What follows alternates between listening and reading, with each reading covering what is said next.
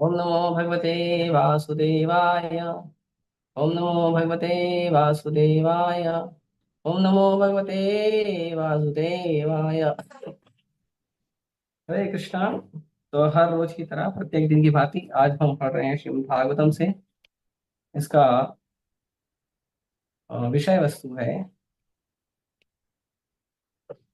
अध्याय स्कंद 1, अध्याय 5 और श्लोक संख्या 39।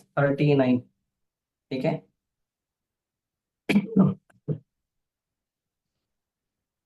इमं स्वनिगमं ब्रह्म अवेत्यामद् अनुष्ठितम् आदाम्ने ज्ञानमैश्वर्यं स्वामिनः भावं च केशव। इमं स्वनिगमं ब्रह्मन् अवेत्यामद् अनुष्ठितम् आदाम्ने ज्ञानमैश्वर्यं स्वस्मिन् भावं च केशव। इमं स्वनिगमं ब्रह्मन्नावेत्य मदनुष्ठितम् आदान्ने ज्ञानमैश्वर्यं स्वस्मिन् भावं च केशव। पढ़िए। हरे कृष्ण प्रभु। हरे। इमं स्वनिगमं ब्रह्मन् अवेत्य मद अनुष्ठितम् अदान्मे ज्ञानम् ऐश्वर्यम् स्वस्मिन् भावं च केशवः। हरे कृष्ण। हरे। और हरे कोई? कृष्णा प्रभु जी। हम्म। अविद्यम दातम ने ज्ञानम अज्ञानम ऐश्वर्यम सस्मिनम भवम च केश। और कोई?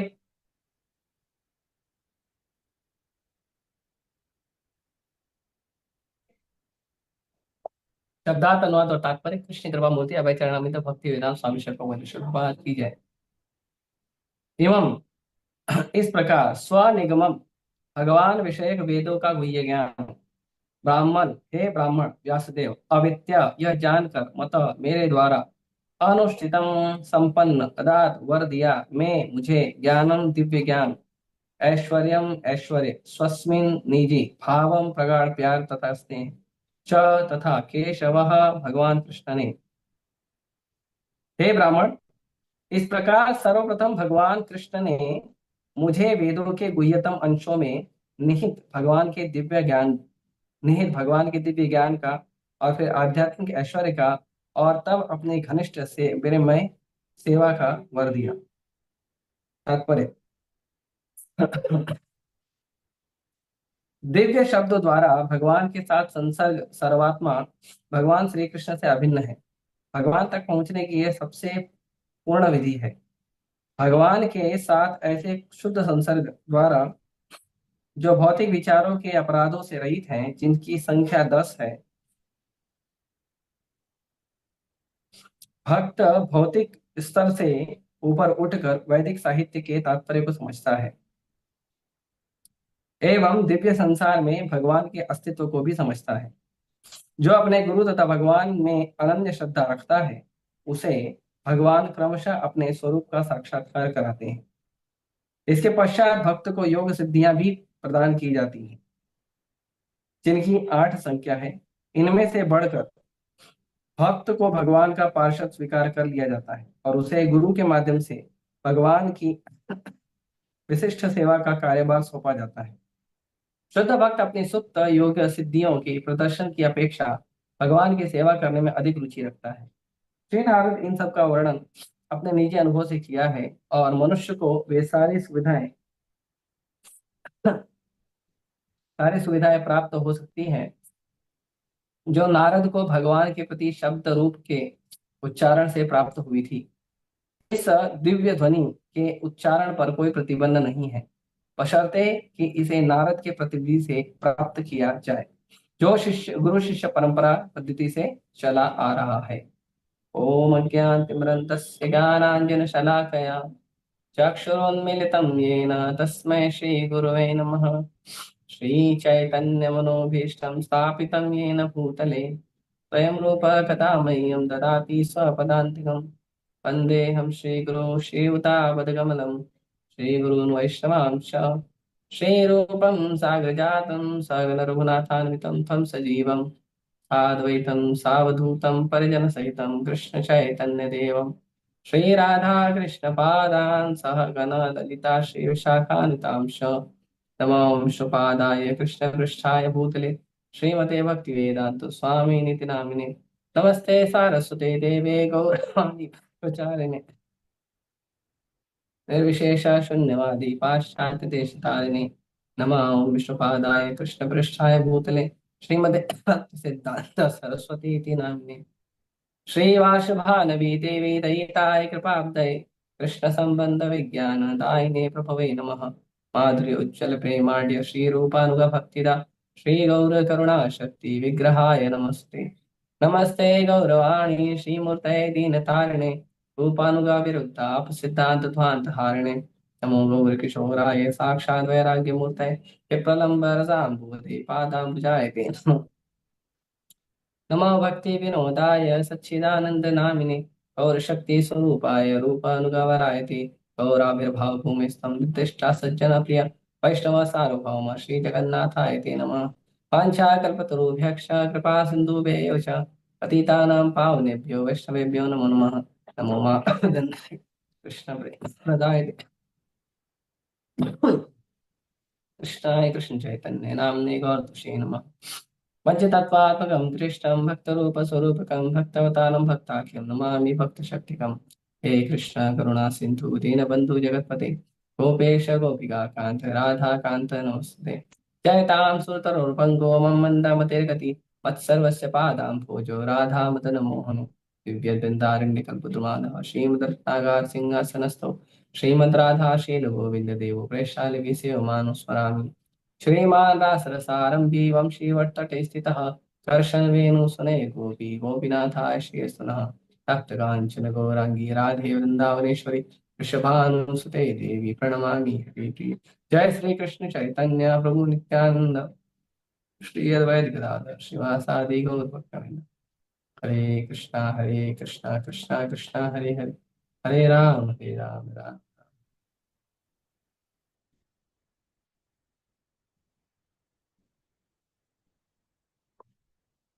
हरे कृष्ण। तो पिछले श्लोक में हमने देखा कि भगवान के बारे में बताया गया है कि भगवान है कौन है। भगवान एक सुंदर मूर्ति है, सुंदर रूप है। और उस रूप में आगे कहते हैं कि वो कैसा रूप है, ध्वनि का रूप है, मंत्र रूप। तो वो जो रूप है वो कैसा है, मंत्र मंत्र रूप स्वरूपकम।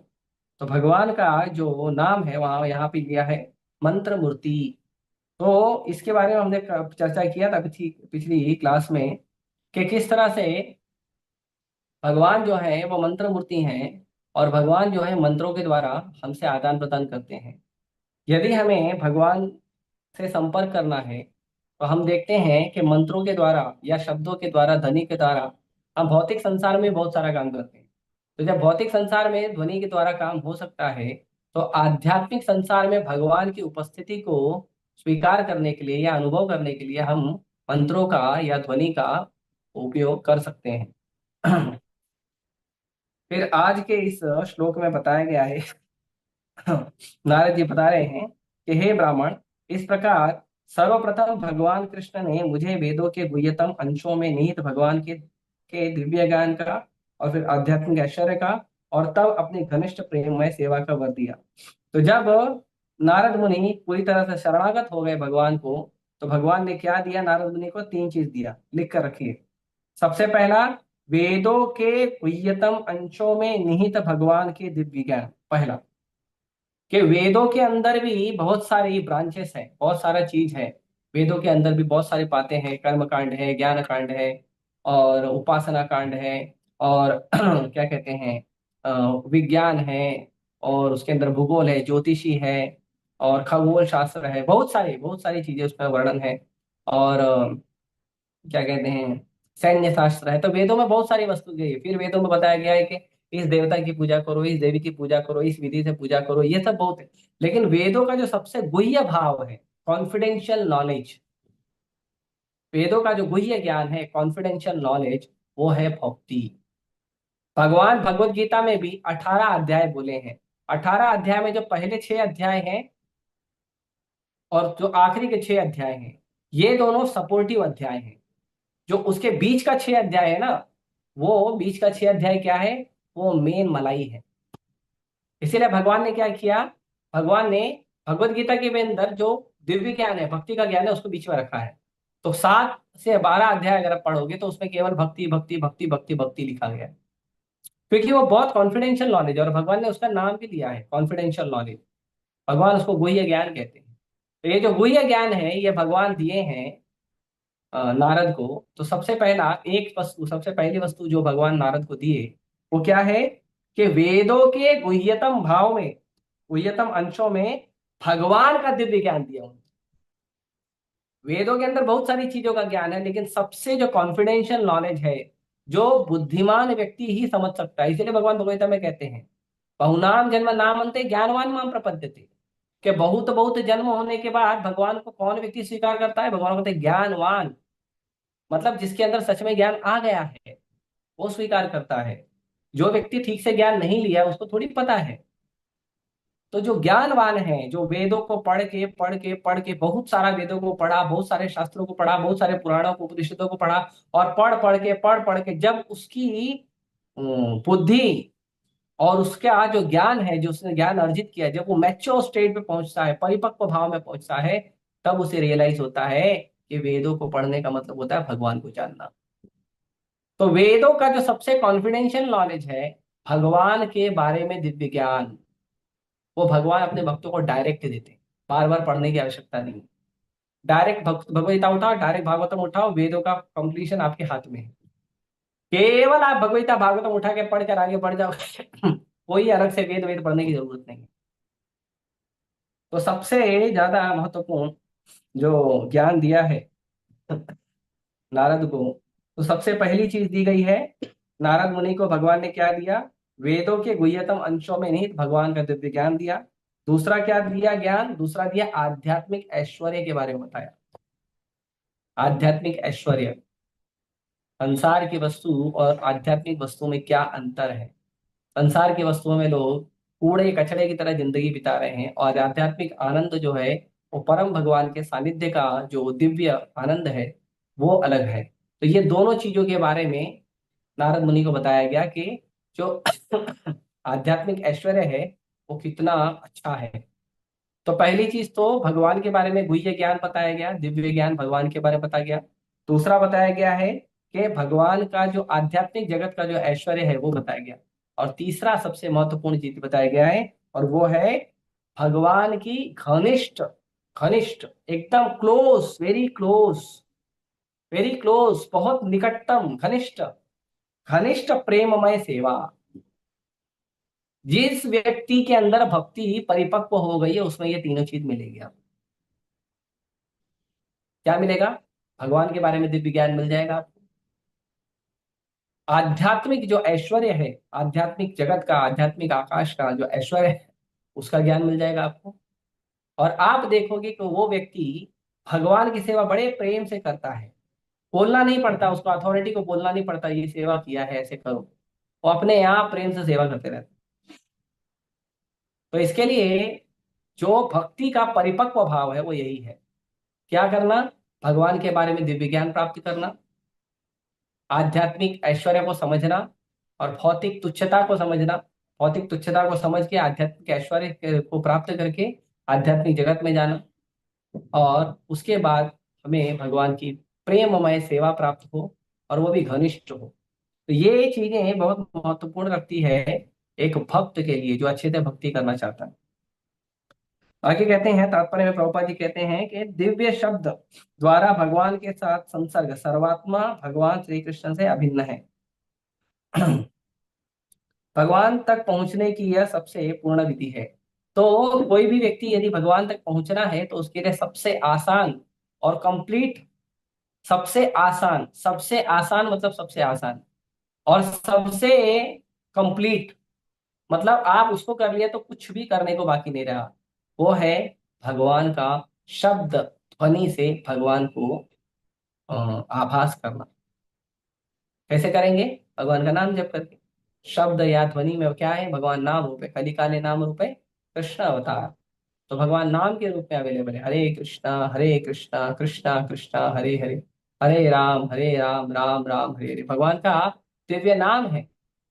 ये दिव्य नाम से आप भगवान से बहुत जल्दी संपर्क बनाते हैं और कंप्लीट परफेक्ट आप संपर्क बनाते हैं, कमी नहीं रह जाएगी। हाँ? आगे कहते हैं, श्री भगवान के साथ ऐसे शुद्ध संसर्ग द्वारा जो भौतिक विचार के अपराधों से रहित है।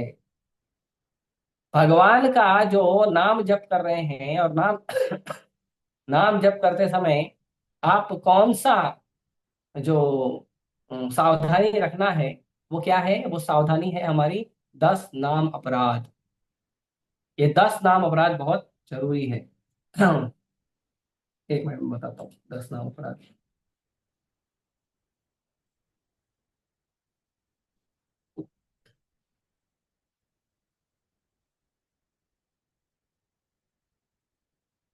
ये पद्म पुराण में दिया गया है 10 नाम अपराध।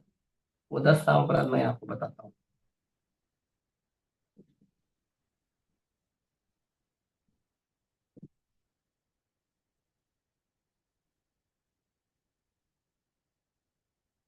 तो पहला नाम अपराध क्या है?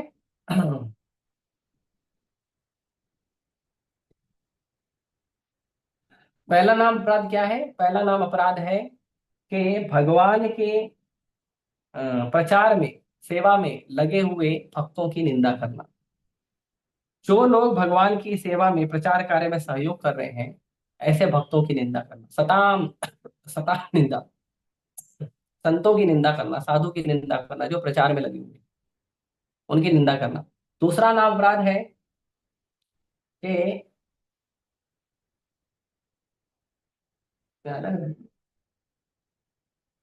ठीक है, मैं आपको भेज देता हूँ।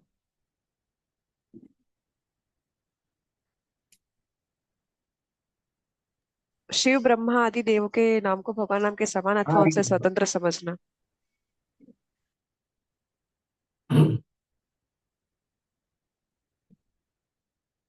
हाँ, तो सबसे पहला है सताम निंदा, साधु की निंदा करना, प्रचार करने वाले भक्तों का निंदा करना। दूसरा है शिव, ब्रह्मा या जितने भी देवी देवता हैं, ये भगवान के न तो समान है और न तो भगवान से बड़े हैं। अब इसका मतलब क्या हुआ? इसका मतलब ये हुआ कि वो भगवान के समान तो नहीं है, तो कोई बोलेगा बड़े होंगे, बड़े भी नहीं, तो क्या है, भगवान से छोटे हैं, भगवान के सेवक हैं, भगवान के दास हैं। तीसरा नाम अपराध है गुरु को गुरु को भौतिक समझना या गुरु की आज्ञा का पालन नहीं करना। गुरु ने आपको कुछ आज्ञा दी है, उसका पालन नहीं करना, ये उसके अंदर तीसरा अपराध है। चौथा अपराध है कि वेद और पुराण जितने भी दिए हैं, वो सारे वेद और पुराण के आधार पर जितने ग्रंथ लिखे गए हैं, उन ग्रंथों की निंदा करना या उन्हें काल्पनिक समझना। पांचवा नाम अपराध है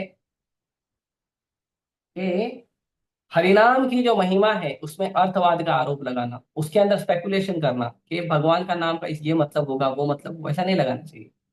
तो ये हमें ध्यान रखना चाहिए। छठा है भगवान के नाम की जो महिमा है, पवित्र नाम की जो महिमा है, उसको काल्पनिक समझना। ये ठीक है, ये जो भी भगवान की महिमा के बारे में बताया गया काल्पनिक है, तो ये भी अपराध है। सातवां अपराध है कि नाम के बल पर पाप करना।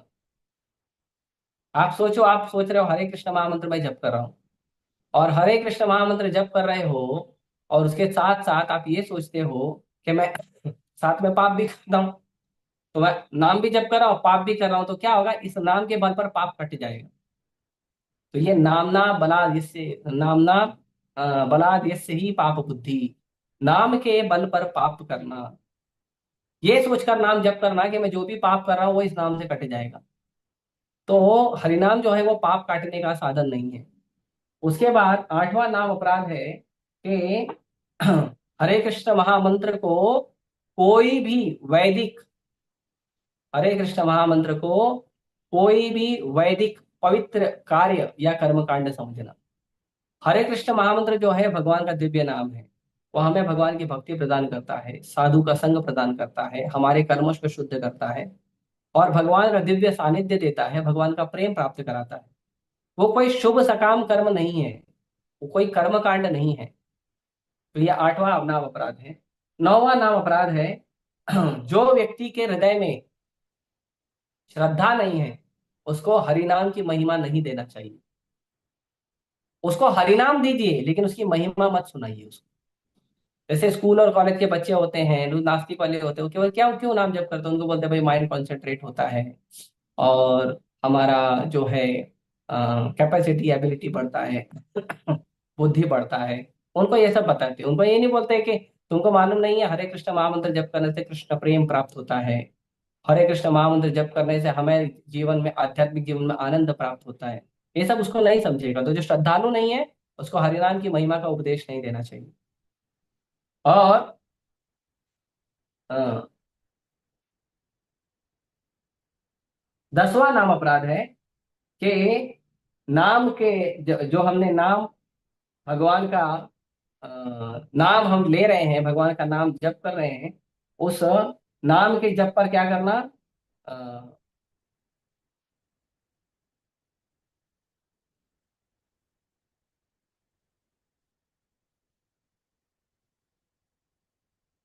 हरे हरे कृष्ण। तो हरे कृष्ण महामंत्र का जब हम नाम जप कर रहे हैं तो नाम जप करते समय हमें हरे कृष्ण महिमा, हरे कृष्ण महामंत्र के महिमा के बारे में बहुत कुछ बताया गया है। और इतना हरे कृष्ण महामंत्र की हम महिमा सुने हैं तो हरे कृष्ण महामंत्र से आसक्ति न होकर हमें भौतिक आसक्ति बनाए रखना। कि हम ठीक है हरे कृष्ण महामंत्र तो जप कर रहे हैं ये भी है, लेकिन फिर मेरा भौतिक कार्य भी बहुत इंपॉर्टेंट है, तो भौतिक आसक्ति भी नहीं बनाना चाहिए। तो ये 10 नाम अपराध हैं जिनके बारे में बताया गया है कि अगर आप भगवान के शुद्ध संसर्ग में रहते हैं तो भौतिक विचारों के जो अपराध हैं, 10 नाम अपराध, उससे हमें दूर रहना चाहिए। और भक्त भौतिक स्तर से ऊपर उठकर वैदिक साहित्य के तात्पर्य को समझता है। ये बहुत महत्वपूर्ण चीज है कि वैदिक साहित्य पढ़ना और वैदिक साहित्य का तात्पर्य जानना बहुत अलग बात है। वैदिक साहित्य बहुत सारे लोग पढ़ लेते हैं कुछ लोग तो बड़े बड़े गुरु बन के बैठे हैं और मठाधीश बन के बैठे हैं, महामंडलेश्वर बन के बैठे हैं, बड़े बड़े पीठाधीश हैं लोग। लेकिन आप देखेंगे उनको पढ़ने तो आ जाता है शास्त्र, लेकिन शास्त्र का जो असली मर्म है, असली मतलब है, वो उनको नहीं पता होता। वो पता होता है केवल भगवान कृष्ण के भक्तों को, और किसी को नहीं पता रहता। तो इसीलिए भगवान के शास्त्रों को पढ़ना, दिव्य पवित्र भगवान के शास्त्रों को पढ़ना और भगवान के दिव्य पवित्र शास्त्रों को पढ़कर उसको क्या करना, उसको उसके तात्पर्य को समझना, उसके उद्देश्य को समझना और उसके तात्पर्य और उद्देश्य को समझकर क्या करना, क्या करना, उसके अनुसार जीवन जीना। ये बहुत महत्वपूर्ण है। यदि आप कोई ज्ञान ले रहे हो, कोई शास्त्र का ज्ञान ले रहे हो और ज्ञान को केवल तोते की तरह रट लिया है आपने, लेकिन उसका जो उद्देश्य है उसको नहीं समझा है हमने, तो फिर तो हम गलत रास्ते पे चल रहे हैं। हमने ठीक से समझा नहीं, हमें और समय लगेगा और भक्ति लगेगी। और दिव्य संसार में भगवान के अस्तित्व को स्वीकार करता है। जो व्यक्ति अच्छे से भक्ति करता है, भगवान को ध्वनि रूप में भगवान को जब स्वीकार करता है, तो वो व्यक्ति क्या करता है, वो व्यक्ति भगवान के अस्तित्व को भी स्वीकार करता है। पापा जी कहते हैं कि भगवान का अस्तित्व को स्वीकार करना कोई मुश्किल काम है क्या? अरे आप पानी पीते हो तो पानी का जो गुण है प्यास बुझाना, वो गुण कहाँ से आया? वो भगवान से आया है। आप सूर्य की रोशनी देखते हो, वो क्या है? भगवान की विभूति है। चंद्रमा की जो चांदनी है वो क्या है? भगवान की विभूति है। जब बारिश का समय होता है, वर्षा ऋतु होती है, तो बादल गरजते हैं। ये बादल की बादल की गर्जन क्या है? ये बादल की गर्जन भगवान की आवाज है। आप कभी भी देखिए, जहां भी भगवान ने बोलना शुरू किया वहां पे भागवतम में आता है मेघ सी गर्जना करते हुए भगवान ने सुंदर शब्द कहे। मेघ सी गर्जना, तो भगवान जब बोलते हैं तो जैसा मेघ गरजता है वैसे भगवान की आवाज निकलती है। तो जब आप वो देखते हो तो वो देखो, और भगवान की बहुत सारी विभूतियां हैं उसे देखो। तो ये सारी चीजों से हम भगवान का आभास बड़े आसानी से कर सकते हैं, हर रोज हर पल भगवान का एहसास कर सकते हैं, आभास कर सकते हैं। लेकिन यदि हम हमारे अंदर पर्याप्त बुद्धि होगी, हमारे अंदर पर्याप्त धैर्य होगा, तब हम जाके इन चीजों को समझ पाएंगे। और धैर्य और बुद्धि के साथ साथ भगवान की जो प्रेममयी सेवा है उसमें हमारा मन लगना चाहिए। तब हम भगवान के पूरे भगवान के जितने भी स्वरूप हैं, कृपा है, उसको हम अच्छे आसानी से समझ पाते हैं। और इसीलिए आगे और एक गुण बताया गया है भक्त का, वो है जो अपने गुरु तथा भगवान में अनन्य श्रद्धा रखता हो। अनन्य शब्द बहुत महत्वपूर्ण है। भगवान ने बहुत जगह कहा है, भजते इमाम अनन्य भाव। तो बहुत जगह भगवान ने यूज किया अनन्य शब्द। अनन्य शब्द मतलब न अन्य। मैं केवल कृष्ण की, गुरु की शरण लूंगा, किसी और की शरण नहीं लूंगा, कोई अन्य व्यक्ति का शरण नहीं लूंगा, केवल गुरु का और कृष्ण का शरण लेना है। केवल गुरु और कृष्ण का शरण लेकर हमें आगे बढ़ना है। हमें ये नहीं कि गुरु और कृष्ण का शरण तो ले लिए हैं, फिर जाके थोड़ा गूगल पे भी पढ़ लेते हैं, थोड़ा व्हाट्सएप पे कुछ आया पढ़ लेते हैं, थोड़ा फेसबुक पे कुछ आया पढ़ लेते हैं, थोड़ा यहाँ वहाँ का बाहर का नॉवेल पढ़ लेते हैं, थोड़ा दूसरे दूसरे पब्लिकेशन का बुक पढ़ लेते हैं, तो फिर आपका श्रद्धा नहीं है गुरु और कृष्ण में। गुरु और कृष्ण में श्रद्धा का मतलब गुरु ने जितना बताया उतना ही पालन करो, बस। उससे ज्यादा दिमाग नहीं चलाना चाहिए। और अगर उससे ज्यादा आपकी करने की इच्छा है तो गुरु के पास जाइए और उनसे परमिशन लीजिए। अगर गुरु कहते हैं करो तो करो, अगर गुरु कहते हैं नहीं करो तो नहीं करना चाहिए। हम्म?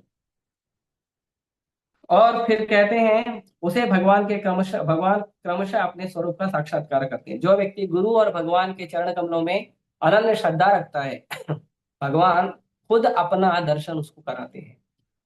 परम पूज्य कृष्ण कृपा मूर्ति भक्ति सिद्धांत सरस्वती ठाकुर गोस्वामी महाराज कहते हैं कि आप भगवान को देखने का प्रयास मत करो, आप भगवान को देखने का प्रयास मत करो, आप सेवा ऐसी करो कि भगवान खुद आपको देखने आए। ऐसे कई उदाहरण हैं जहां भगवान खुद मिलने आए हैं भक्तों। भगवान खुद मिलने जाते थे भक्तों को। भक्त सेवा ऐसे करता था, ऐसे तन्मयता से सेवा करता था, भगवान खुद जाते थे मिलने के लिए। और इसके बाद भक्तों को भगवान क्या करते हैं, योग सिद्धि प्रदान करते हैं। जो 8 प्रकार की सिद्धि होती है, अणिमा, लघिमा, महिमा, है ना, प्राप्ति, साष्टी, जो अलग अलग महिमाएं होती है, 8 सिद्धियां होती है। तो भगवान अपने भक्तों को सारी की सारी सिद्धियां दे देते हैं। सारी की सारी सिद्धियां, आकाश में उड़ सकता है, पानी पे चल सकता है, अपने आप को छोटा बना सकता है, बड़ा बना सकता है, सारी सिद्धियां होती है भक्तों के पास। तो बोलेगा सारी सिद्धियां हैं तो भक्त यूज क्यों नहीं करता है? भक्त को भगवान की सेवा करने में ज्यादा आनंद आता है, ना कि सिद्धियों का प्रदर्शन करने में, मैजिक दिखाने में। सबसे बड़ा मैजिक तो ये है कि आप हरे कृष्ण जप करते करते आपके सारे अनर्थ तो धुल गए। इससे बड़ा तो मैजिक है ही नहीं। सबसे बड़ा मैजिक यही है कि आप हरे कृष्ण महामंत्र जप करें और हरे कृष्ण महामंत्र जप करते करते करते करते आपका पाप धुल गया। पाप धोने वाला कोई मैजिक अवेलेबल नहीं है, वो एक ही मैजिक है, हरे कृष्ण महामंत्र का जप करना। हरे कृष्ण महामंत्र को जप करने का, जो जप करने से जो हमारा हृदय साफ हो जाता है, हमारा हृदय क्लीन हो जाता है, वो जो मैजिक है वो संसार में किसी भी सिद्धियों में वो अवेलेबल नहीं है। वो सर्वोच्च सिद्धि है कि हरे कृष्ण महामंत्र जप करने से हमारी भौतिक आसक्ति दूर हो जाती है और आध्यात्मिक आसक्ति हमारे पास आ जाती है। हरे कृष्ण महामंत्र जप करने से हमारे दुर्गुण हमसे दूर हो जाते हैं और जो सद्गुण है वो हमारे अंदर आ जाते हैं। देवताओं के गुण आ जाते हैं। यस्यास्ति भक्ति भगवती अकिंचना सर्वैर गुणे तत्र समात हृदय सुरा हरा भक्त से कुतो महद गुणा मनोरथेना धावतो वही। कि परम भगवान की जो भक्ति है वो इतनी सुंदर है, इतनी अच्छी है कि जो साधना भजन करने वाला व्यक्ति है उसके अंदर सारे के सारे दिव्य गुण आ जाते हैं। लेकिन यदि कोई व्यक्ति भगवान कृष्ण की भक्ति नहीं करता है तो क्या होता है, तो वो कितना भी बड़ा गुणवान आदमी हो उसका क्या वैल्यू है? रावण के पास कम माया थी क्या? रावण के पास कम शक्ति थी क्या? कम सिद्धियां थी क्या? कि हिरण्यकशिपु के पास कम थी? कि हिरण्याक्ष के पास कम थी? लेकिन इनमें से कोई भी मैच नहीं कर पाया भगवान के भक्तों को।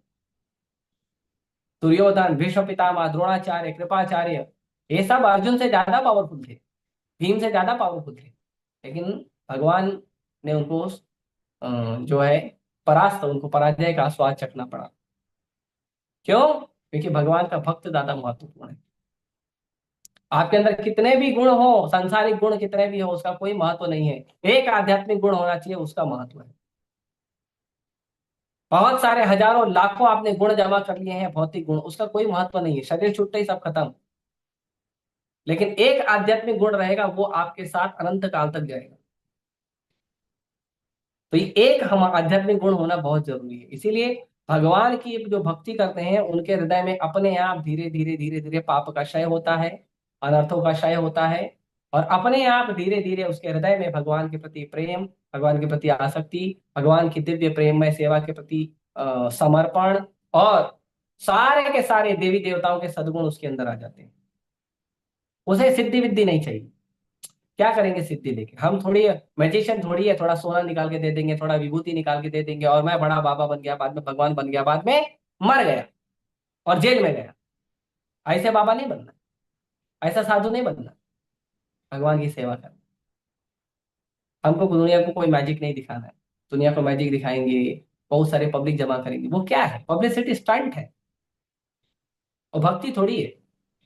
भक्ति का मतलब होता है अपना साधना ध्यान पूर्वक करें, और अपने साथ, आपके साथ जितने लोग अ, भक्ति कर रहे हैं, उन सबको भी साधना भजन कराएं, उन पर ध्यान रखें और उनसे साधना भजन कराते रहें। आप देखिए बहुत सारे लोग हैं, बहुत सारे लोग हैं ऐसे हैं, बढ़िया, उनको ख्याति मिल जाती है, बड़ी बड़ी ख्याति मिल जाती है, सड़क पर चलते हैं, लोग उनकी आरती उतारते हैं, लोग उनके चरणों में फूल डालते हैं, फूल माला पहनाते हैं। उसको इतना अच्छा लगता है, वो रोज करता है यही काम। भक्त ऐसे नहीं होते। प्रभुपाद जी के लिए भी लोग करते थे, लेकिन प्रभुपाद जी ऐसे नहीं करते थे कि रोज निकलो, रोज मेरी आरती हो, रोज मेरी पूजा हो, रोज मेरे चरणों में फूल डाला जाए। प्रभुपाद जी इतने महाभागवत भक्त है, लेकिन कभी उन्होंने इन सब चीजों को स्वीकार नहीं किया। ऑब्वियसली इतने बड़े आचार्य जब कहीं जाते थे तो थोड़ा बहुत सेवा सत्कार होता था प्रभुपाद जी का, परंतु रोज रोज निकलना कि भाई लोग मेरा सेवा सत्कार करें, मेरा पूजा करें, ये क्या मतलब है? ये करते हैं कुछ साधु, भक्तों को नहीं चाहिए ये सब। भक्तों को चाहिए भगवान की प्रेममय सेवा। सृष्टि के ब्रह्मांड के किसी एक कोने में रहकर वो चुपचाप भगवान की सेवा करेगा, वो उसके लिए ज्यादा महत्वपूर्ण होता है। ना कि भगवान ने उसको सारी सिद्धियां दे दी है तो वो सिद्धियों का उपयोग करेगा, किसी को बड़ा बन के दिखाएगा, किसी को छोटा बन के दिखाएगा, पानी पे चल के दिखाएगा, हवा में उड़ के दिखाएगा। एक है, इसके लिए भक्ति कर रहे हो? एक बार प्रभुपाद जी प्रयाग में गए थे। आई थिंक 76 या 74 की बात है। प्रभुपाद जी प्रयाग में गए थे। तो प्रयाग में वहां पे मेला लगा था, कुंभ मेला। तो अभी लग रहा है, इस साल लगने वाला है जनवरी में, जनवरी या फरवरी में कुछ लग रहा है। तो प्रयाग में प्रभुपाद जी गए थे।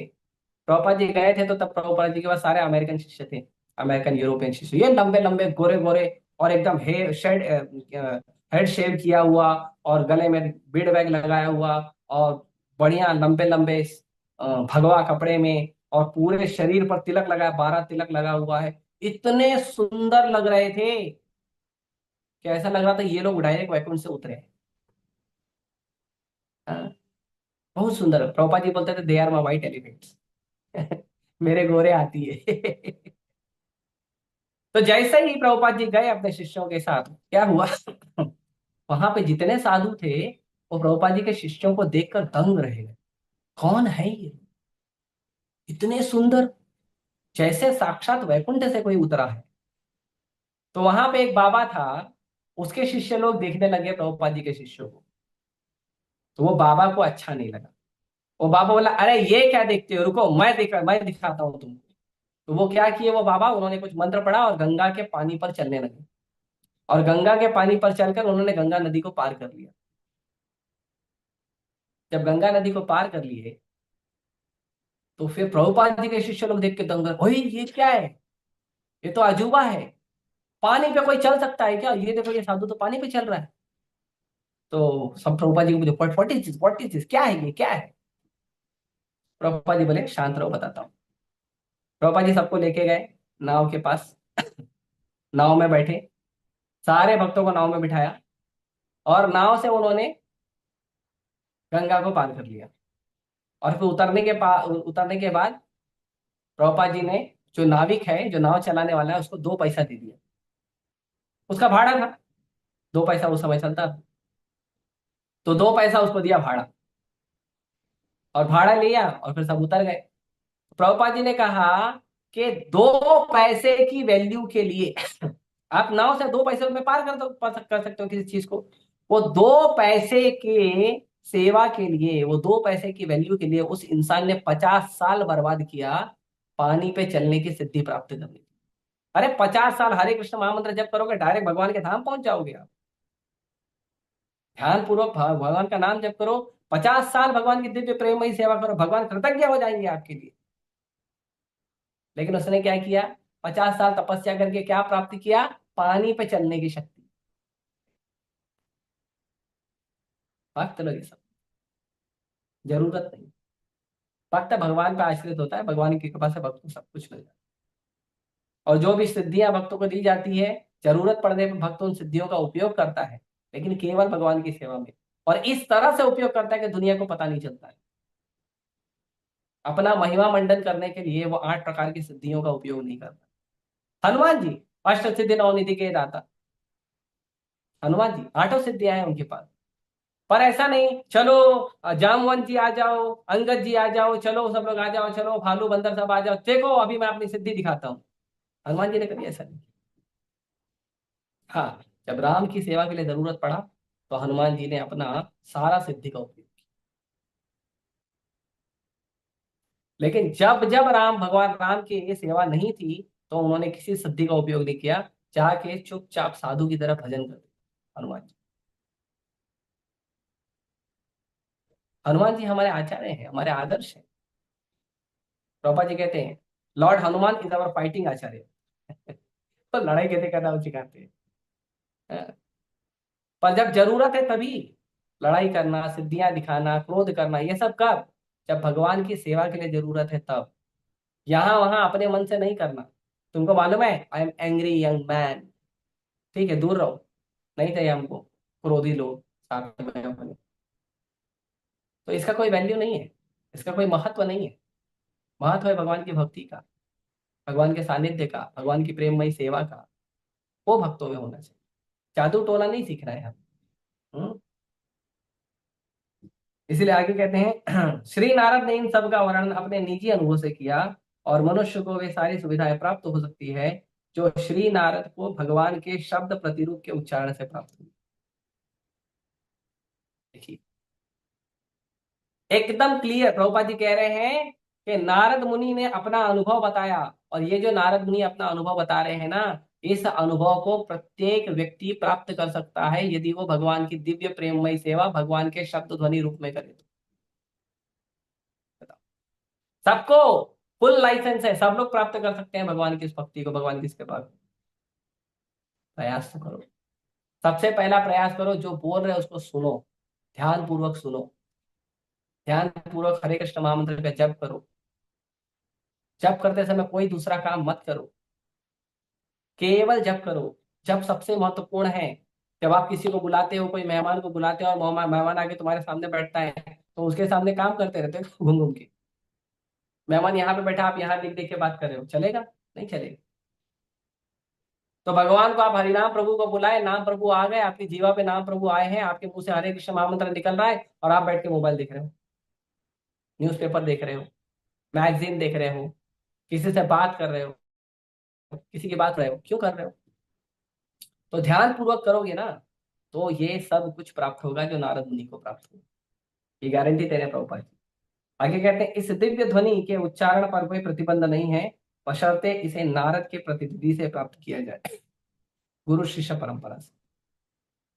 तो ये जो भगवान का नाम उच्चारण करना, और नाम उच्चारण करके भगवान की भक्ति को प्राप्त करना, भगवान की प्रेममय सेवा प्राप्त करना, भगवान का ज्ञान प्राप्त करना, ये जो आध्यात्मिक ऐश्वर्य को समझना, ये जो वस्तु है, इसके ऊपर कभी प्रतिबंध नहीं है कि आप मत करो।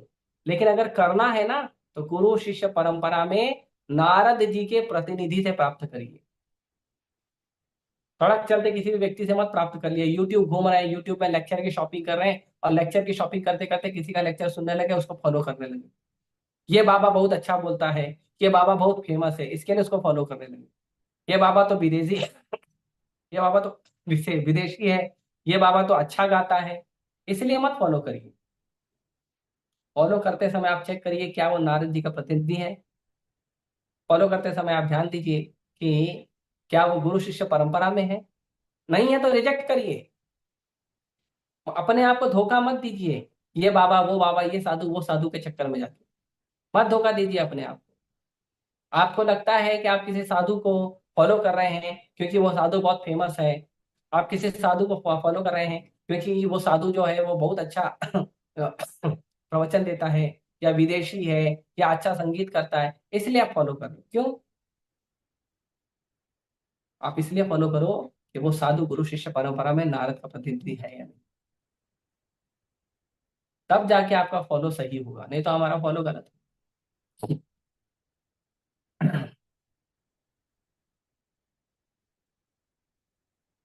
तो इसका हमें ध्यान रखना चाहिए। तो मैं अपने शब्दों को ये विराम देता हूँ।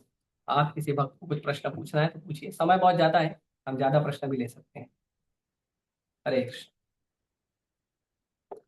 हाँ, कल एकादशी है, सभी लोग 25 माला जप करेंगे एकादशी के दिन। ठीक है, किसी को कोई प्रश्न है तो पूछिए।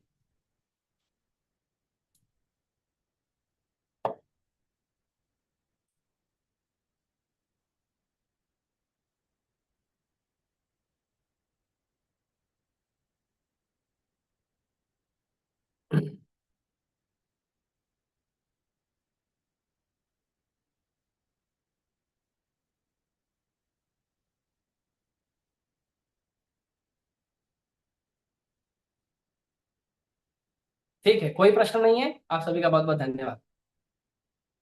धृतराष्ट्र भागवतम की जय, श्री प्रभुपाद की जय। हरे कृष्ण।